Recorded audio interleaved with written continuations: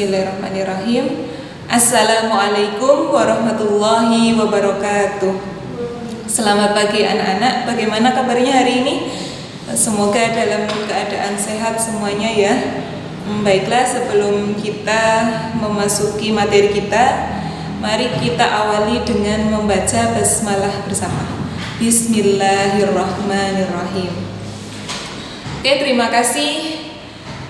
Untuk hari ini kita di pertemuan kedua ya. Jadi yang pertama saat live yang kemarin. Nah, untuk pertemuan kedua kita melanjutkan materi yang kemarin. Nah, masih ingat apa pembahasan kita? Nah, ya. Jadi kita melanjutkan yaitu tentang sumber hukum Islam. Karena ada berapa sih sebenarnya sumber hukum yang kita pakai ya sebagai seorang muslim, itu kan seharusnya tahu. Jadi sedikit kita review juga yang kemarin dan kita melanjutkan untuk hari ini. Kemudian nanti saya jelaskan untuk semuanya. Nah,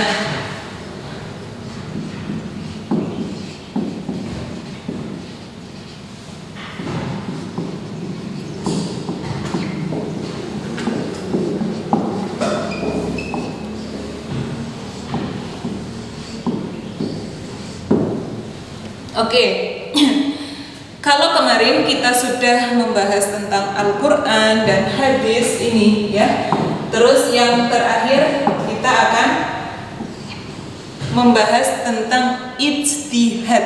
Nah, jadi kan sumber hukum kita itu ada 3. Yang pertama Al-Quran, yang kedua hadis, terus yang ketiga ijtihad ya. Yang menjadi sumber hukum kita yang paling utama, yang paling pertama itu kan Al-Quran. Nah, seharusnya kalau kemarin kalian sudah mengikuti live itu sudah paham ya. Kemudian hadis itu yang kedua ya. Setelah Al-Quran kita juga bisa merujuk kepada hadis-hadis yang hadis-hadis Rasulullah, tentu yang sahih juga ya. Paling tidak ya, kalau nggak sahih ya hasan. Ya, kalau hadis-hadis yang dhaif apalagi yang palsu itu nggak usah dipakai dalam kehidupan kita, karena memang kita lebih mengacu kepada hadis yang kuat ya, yang lebih sahih lagi. Baik, untuk yang ketiga itu ijtihad. Nah, apa itu ijtihad? Jadi ijtihad ini memang kita menggunakan ijtihad jika di dalam Al-Quran dan hadis itu tidak kita temukan. Nah, ada satu masalah, misalkan ada satu persoalan ya. Satu persoalan ini kok di Al-Quran nggak ada, di hadis nggak ada. Nah, langkah berikutnya itu menggunakan ijtihad. Nah, orang yang berijtihad ini disebut dengan mujtahid. Nah, ini orang yang berijtihad. Nah, sebenarnya apa sih ijtihad itu? Ya, ijtihad ini ada 2 pengertian. Nah, ini secara bahasa. Secara bahasa yaitu ijtihadah yajtahidu ijtihadan. Nah, ini bahasa Arab ya, nanti bisa untuk lebih jelasnya bisa tanya sama guru bahasa Arab boleh, atau mau tanya langsung ke Bunikmat juga boleh. Nah, apa itu secara bahasa? Yaitu mengerahkan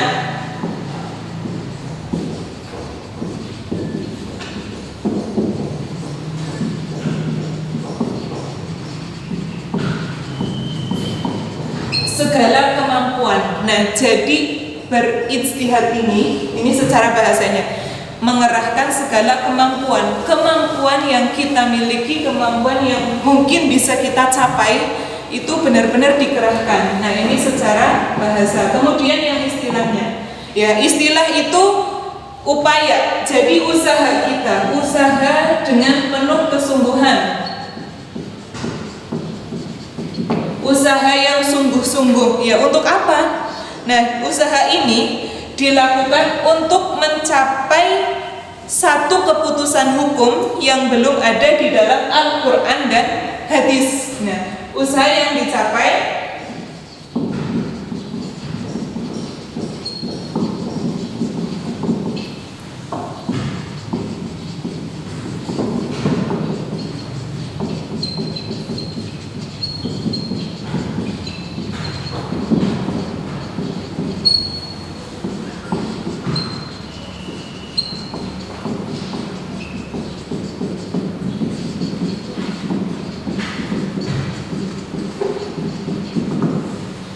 Nah, jadi seperti ini. Ya, jadi ijtihad itu kita benar-benar berusaha. Jadi ini kita mengerahkan segala kemampuan kita, pemikiran kita itu untuk mencari satu keputusan hukum. Ini sebenarnya boleh dilakukan apa tidak, tapi tidak boleh melewati atau melenceng dari yang namanya Al-Quran ataupun hadis ya. Jadi dulu itu pernah ada kisah. Tahu ya semuanya Umar bin Khattab itu siapa? Ya, sahabat Rasulullah. Jadi Umar bin Khattab dan Abu Bakar itu kan sahabat Rasulullah yang sangat setia, sangat dengan Rasulullah itu sangat besar cintanya. Nah, jadi setelah Rasulullah meninggal kan seharusnya kita itu tidak boleh melakukan satu amalan yang tidak dicontohkan oleh Rasulullah ya. Jadi kalau kita melakukan amalan yang Rasulullah itu tidak melakukannya kan disebut bid'ah ya. Kita bid'ah itu kan sudah termasuk perbuatan yang sesat. Jadi itu salah satu prinsipnya ketika Kiai Haji Ahmad Dahlan itu kan mendirikan satu organisasi Muhammadiyah untuk memberantas yang namanya tahayul bid'ah hurafat. Nah, di sini memang ketika kita menambahkan satu amalan pun itu kan disebut bid'ah. Nah, bid'ah di sini kan tidak diperbolehkan ya, nggak boleh. Nah, di sini kalau bid'ah itu nggak boleh. Nah, ijtihad di sini itu juga kan dia berpikir, dia kemudian mengerahkan usahanya, akan tetapi tidak melenceng dari Al-Quran dan hadis. Nah, kembali ke kisahnya Abu Bakar tadi. Abu Bakar dan Umar bin Khattab. Jadi Umar bin Khattab ini berpikir ya, sekarang kan para penghafal Al-Quran banyak gitu. Nah, para penghafal Al-Quran itu banyak, akan tetapi kan tidak selamanya para penghafal itu akan hidup ya. Jadi para penghafal beberapa diantaranya itu kan ada yang meninggal. Terus, nah khawatir kalau para penghafal ini kemudian meninggal, takutnya Al-Quran itu juga akan hilang, akan lenyap. Nah, di sini Umar benar-benar memikirkan. Jadi beliau itu berdialog dengan Abu Bakar. Kira-kira bagaimana ya kalau misalkan kita jadi membuat satu strategi agar Al-Quran itu dibukukan, gitu ya, sehingga menjadi satu mushaf. Nah, jadi kemudian Abu Bakar dan juga Umar mereka kan berdialog sambil ya berpikirlah bagaimana ya supaya Al-Quran itu tidak hilang, tidak lenyap. Nah, kemudian punya rencana bagaimana kalau misalkan Al-Quran itu dibukukan. Coba bagaimana seandainya ya. Jadi ini Bu Nikmat bawa Al-Quran dari mulai surat Al-Fatihah. Di surat yang pertama kalian buka tentu akan bertemu dengan surat Al-Fatihah, kemudian diakhiri surat An-Nas. Nah, ini ya merupakan satu upaya usaha para sahabat untuk menjadikan Al-Quran ini mushaf seperti yang Bu Nikmat pegang ini. Nah, ini kan sangat bermanfaat, sangat membantu. Jadi ini benar-benar satu sumber utama yang membuat kita bahagia, membuat kita tenang, membuat kita nyaman ya. Jadi semuanya ada pada Al-Quran. Nah, di sini Umar bin Khattab itu benar-benar berijtihad. Ini memang tidak dilakukan oleh Rasulullah gitu ya. Jadi tidak ada Rasulullah itu kemudian menyuruh ini Al-Quran, nanti para penghafal Al-Quran itu tolong ditulis kemudian dibukukan. Itu ya Rasulullah enggak menyampaikan seperti itu, akan tetapi ini dikhawatirkan saja oleh Umar bin Khattab, takut nanti ketika para penghafal Al-Quran meninggal itu kemudian Al-Quran juga hilang. Nah, kemudian dipilihlah siapa? Zaid bin Sabit ya. Kenal? Zaid bin Sabit inilah yang kemudian menjadi ketua dalam proses penghimpunan Al-Quran. Nah, di sini karena Umar sangat memperdulikan, jadi gimana kira-kira nanti umat Islam setelah Rasulullah itu meninggal, Nah, inilah kemudian solusi yang diberikan dan tentu sangat bermanfaat untuk kehidupan manusia setelahnya. Nah, itu boleh. Nah, ini kan memang sudah jelas-jelas tidak melenceng dari ajaran. Nah, setelah Umar dan Abu Bakar kemudian memutuskan untuk menghimpun Al-Quran ini,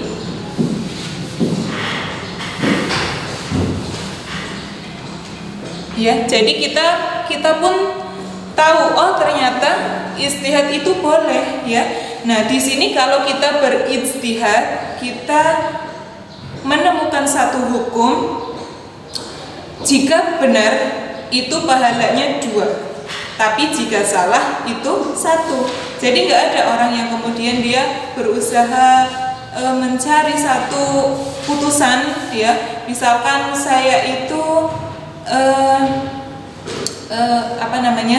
kalau misalkan saya bangunnya kesiangan terus sholat subuhnya siang juga, ya otomatis siang juga.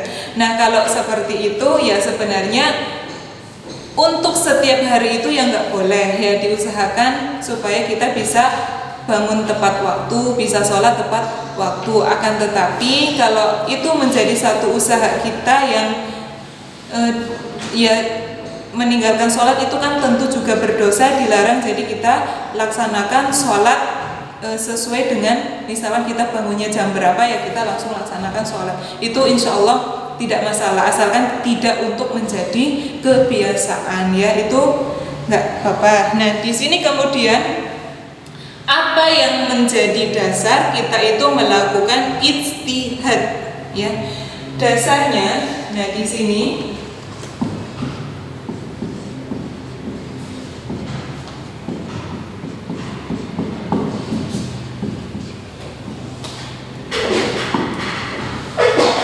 sudah paham ya, kalau kita itu berijtihad artinya kan mengerahkan segala kemampuan kita mencari satu keputusan hukum yang mungkin akan kita pakai. Nah, akan tetapi keputusan itu baiknya tidak melenceng dari Al-Quran ataupun hadis Rasulullah. Nah, kemudian kembali ke sini, dari mana? Kenapa sih asal mulanya kenapa ijtihad itu dianjurkan? Nah, jadi dasar-dasar ijtihad ini yang pertama tentu dari Al-Quran itu sendiri, ya. Quran surat An-Nisa ayat berapa? 105. Nah, ini kalau kalian sudah punya buku paket bisa dibuka di halaman 9-nya.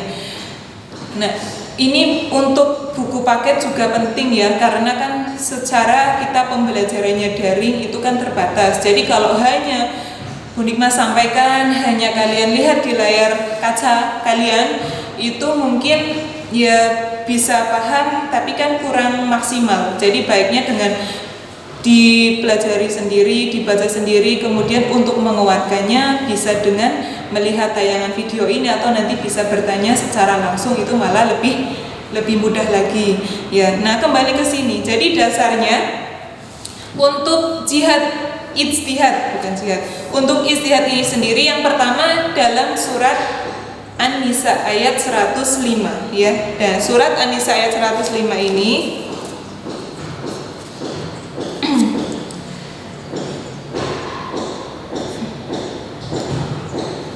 ini Bu Nikma baca artinya saja.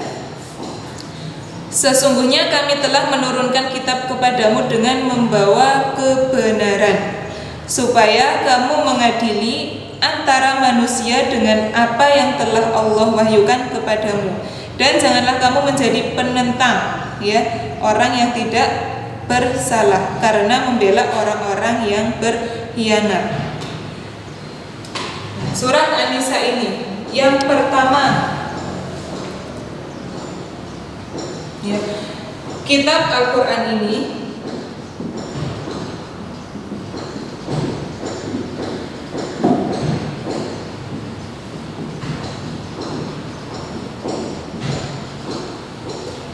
ini isi kandungannya dari surat An-Nisa.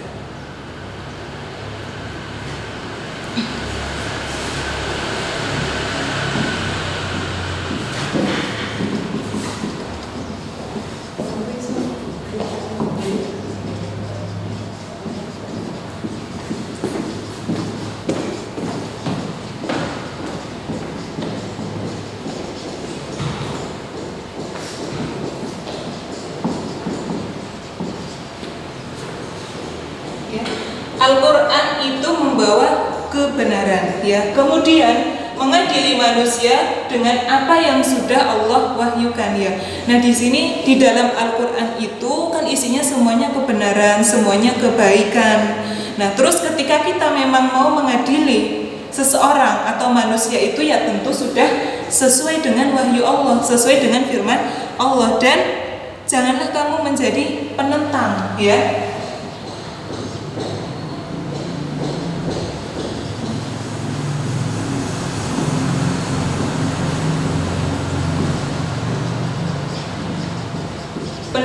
Penantang.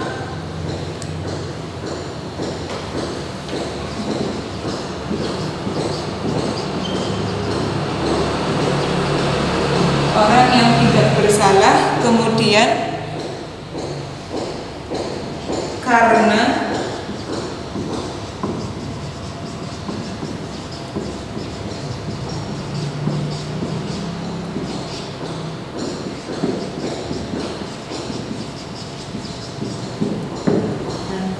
jadi yang bisa saya ambil dari surat An-Nisa ayat 105 itu 3 poin ini.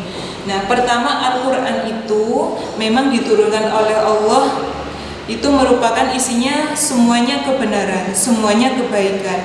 Nah, ketika kita memang mau mengadili manusia, seseorang, itu tentu sesuai dengan apa yang sudah Allah wahyukan, sudah sesuai dengan firman Allah ya. Dan yang ketiga ini, kita dilarang untuk menantang orang yang tidak bersalah karena kita membela ya, kita mendukung orang yang berkhianat, padahal dia sudah berkhianat tapi kita bela, kita dukung. Ini dasar kita berijtihad. Jadi kita itu boleh misalkan mau mengambil satu keputusan, nah sesuai dengan apa yang difirmankan oleh Allah gitu ya. Jadi kembali lagi kepada firman Allah, kepada wahyu Allah. Kita tidak boleh seenaknya sendiri ya.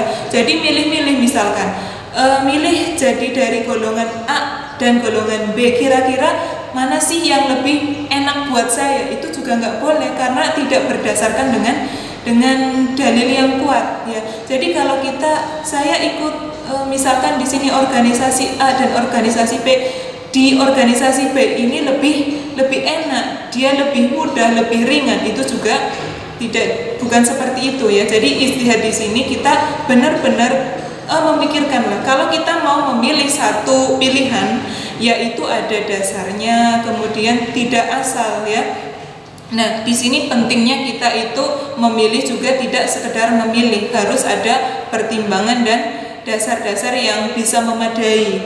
Nah, ini selain dari surat An-Nisa, yang kedua dalam hadis Rasulullah yang diriwayatkan oleh Al-Bukhari dan Muslim ya. Kalau kita itu berijtihad, jika pendapatnya benar, tadi yang sudah Bu Nikmah sampaikan, kalau benar itu mendapatkan 2 pahala.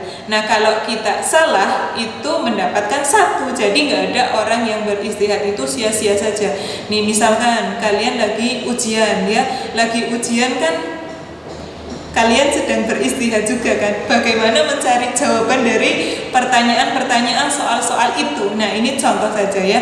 Kalau misalkan ini secara di sehari-hari kita sajalah, misalkan kalian lagi ujian semesteran atau UTS ya. Nah, melihat soal itu kok susah, itu melihat pertanyaan ini kok saya itu susah, tapi kamu sebenarnya sudah belajar, sudah berusaha sebelumnya, terus kamu menjawab ya, kamu berpikir, cobalah mengolah semua yang ada di pikiran kalian, terus kamu kerjakan sebisanya. Kalau benar kan tentu kamu dapat poin mungkin sesuai dengan yang sudah diperhitungkan oleh Bapak Ibu guru. Tapi kalau salah, yo buat upah nulis lah, mesti kan kalian dapat. Jadi nggak ada yang sia-sia, daripada pertanyaan itu nggak dijawab sama sekali. Jadi ibaratnya seperti itu ya, berijtihad. Terus kamu melihat soal itu, pertanyaan itu susah, akhirnya ditinggal tidur. Wah, ini sudah satu bahaya buat kalian sendiri. Jadi tidak mendapatkan apapun, artinya ya sudah, kalian nggak tahu itu kemudian menyerah, tidak mau tahu, wis ben saya dapat nilai 0 ya nggak masalah. Nah, ini nggak boleh. Jadi untuk ijtihad ini ya bisa diterapkan dalam keadaan apapun ya.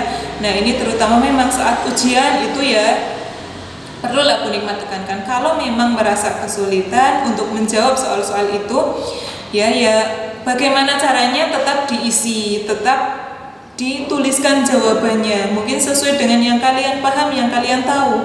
Nah di sini kalian beranggapan saya nggak tahu Bu, tapi sebelumnya itu nggak belajar itu juga salah ya. Kalian dikasih kesempatan, dikasih waktu, bahkan sudah dapat jadwal UTS atau ujian semesternya. Nah kalau sudah ada jadwal kan artinya sudah jelas, oh besok pelajarannya ini.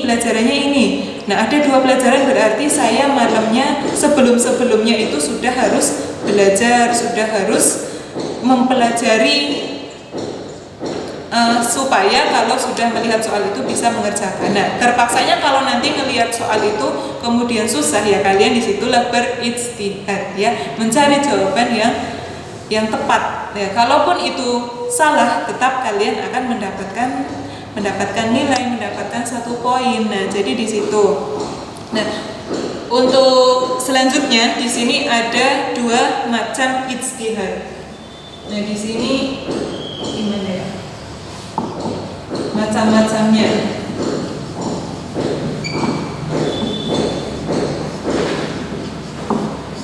Ijtihad itu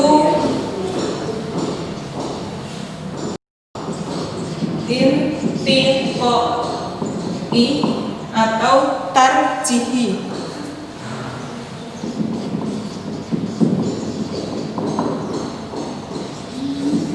Yang kedua ijtihad insya'i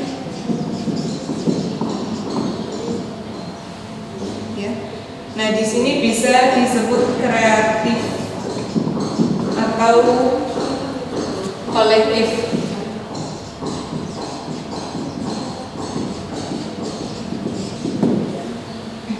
ya. Nah kalau yang ijtihad intiqai ini kembali kepada pendapat para ulama-ulama terdahulu yang dinilai paling kuat dalilnya. Nah jadi pendapat ini yang kemudian di cross check, kira-kira ini pendapatnya dari ulama-ulama lebih kuat yang mana, maka pendapat itulah yang diambil gitu ya. Misalkan perempuan itu menutup auratnya, batasannya itu dari mana gitu kan, ada yang berpendapat yang termasuk aurat itu kan wajah sama kedua telapak tangan.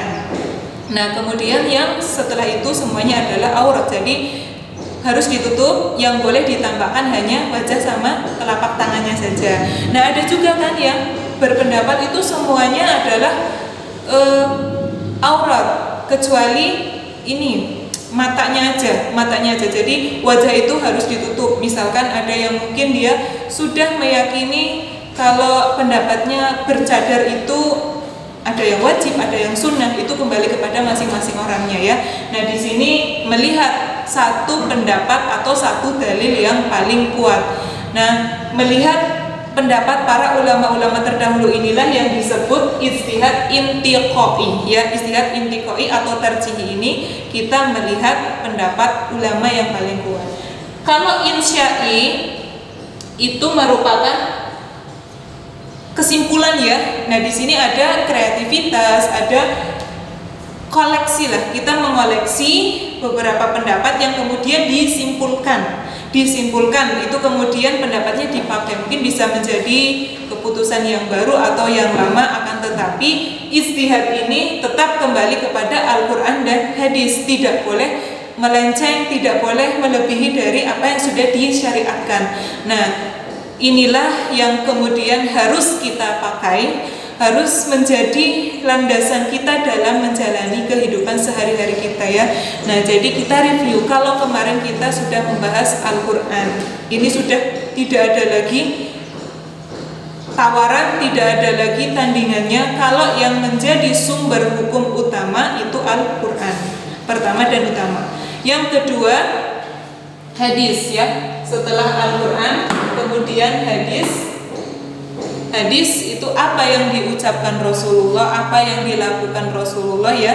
Jadi baik dari ucapan, perbuatan, perlakuannya itu eh, dari apa yang sudah dilakukan Rasulullah, maka kita juga dianjurkan untuk mengikuti beliau. Nah, yang terakhir ini adalah ijtihad. Ya, kita boleh mengupayakan, kita boleh mengerahkan segala pendapat kita, asalkan tetap kembali kepada Al-Quran dan hadis atau Al-Quran dan As-Sunnah. Nah, jadi 3 pendapat ini ya. Kalau misalkan kalian mau berpendapat atau mau mengambil pendapat dari siapapun, dipastikan itu benar dan dalilnya itu juga kuat ya. Jadi jangan asal memilih karena itu menurut kalian lebih enak, karena menurut kalian lebih mudah gitu. Nah, jadi jangan memikirkan untuk sendiri, tapi kira-kira di dalam syariat Islam ini apakah dibolehkan atau tidak gitu ya. Kalau seperti tadi yang dilakukan Umar dan sahabat Umar dan Abu Bakar ini, itu kan memang satu cara justru malah semakin memudahkan umat Islam setelahnya ya. Kalau tidak ada usaha untuk menghimpun Al-Quran itu menjadi satu mushaf yang lengkap, itu kemungkinan kita akan kesulitan juga ya. Tentu yang menjadi sumber utama itu kan Al-Quran, jadi kita semakin mudah. Oh, di dalam Al-Quran mungkin ada penjelasan yang belum kita pahami, kita lihat di dalam hadis, kita lihat kemudian pendapat ulama gitu. Nah, inilah pentingnya fikih ya. Fikih itu kan pemahaman kita terhadap Islam, fikih Islam. Nah, jadi ya Bu Nikma harap untuk semua ini kalian masih kelas 10, marilah kita benar-benar jadi terutama dalam mata pelajaran pendidikan Ismuba ya, baik dari pendidikan akidah akhlak, Al-Quran, fikih, tarikh, bahasa Arab dan kemuhammadiyahan ini. Jadi tolong jangan disepelekan, karena kalau kalian peduli saja dengan ya masalah agama kalian, kehidupan akhirat kalian, itu artinya Allah memberikan kebaikan di dalam diri kalian. Karena di sini kalau orang itu dikatakan baik menurut satu hadis, orang itu dikatakan baik, maka Allah memahamkan orang tersebut dalam masalah agamanya. Nah, jadi kita selalu meminta petunjuk ya, berdoa supaya hidayah Allah itu selalu datang. Jadi kita selalu diberikan petunjuklah mana jalan yang diridhoi Allah, mana jalan yang benar, agar kita tidak tersesat ya. Nah, jadi dengan 3 sumber hukum Islam ini yang bisa kita pakai, yang bisa kita amalkan dalam kehidupan kita sehari-hari ya. Jadi untuk awalan di kelas 10, awalan kita mempelajari fikih ini, udah kita hanya memakai 3 ini saja. Kalau tidak diambil dari Al-Quran, kita ambil dari hadis Rasulullah, atau menurut ulama yang memang ulama itu pendapatnya kuat ya, kembali kepada pendapat-pendapat yang kuat. Nah, jadi untuk pertemuan kali ini materi di KD pertama sudah selesai ya, karena sumber hukum Islam itu hanya ada 3 sesuai dengan buku yang sudah dicetak oleh pimpinan Dikdasmen. Nah, di sini bagian Majelis Dikdasmen Pimpinan Pusat Muhammadiyah itu memang sudah memudahkan untuk kita belajar ya, agar menyamakan satu persepsi, kita menggunakan satu buku yang sama agar lebih mudah lagi. Nah, baiklah, jadi untuk 3 sumber hukum ini silahkan dipelajari lagi, dipahami lagi. Nanti untuk soal-soal selanjutnya Bu Nikma tuliskan di e-learning kalian, jadi siap-siap saja untuk kembali dibuka materinya, kemudian disiapkan ya apa yang mungkin bisa kalian gunakan untuk mendukung belajar kalian. Oke, di pertemuan kedua ini ya, pertemuan kedua, jadi setelah KD dan live, terus ini yang selanjutnya, mungkin ini saja yang bisa kita bahas ya. Jadi sekian mungkin dari Bu Nikma, ada kurangnya saya mohon maaf. Oke, kita tutup dengan melafazkan hamdalah bersama. Alhamdulillahirabbil alamin. Terima kasih. Wassalamualaikum warahmatullahi wabarakatuh.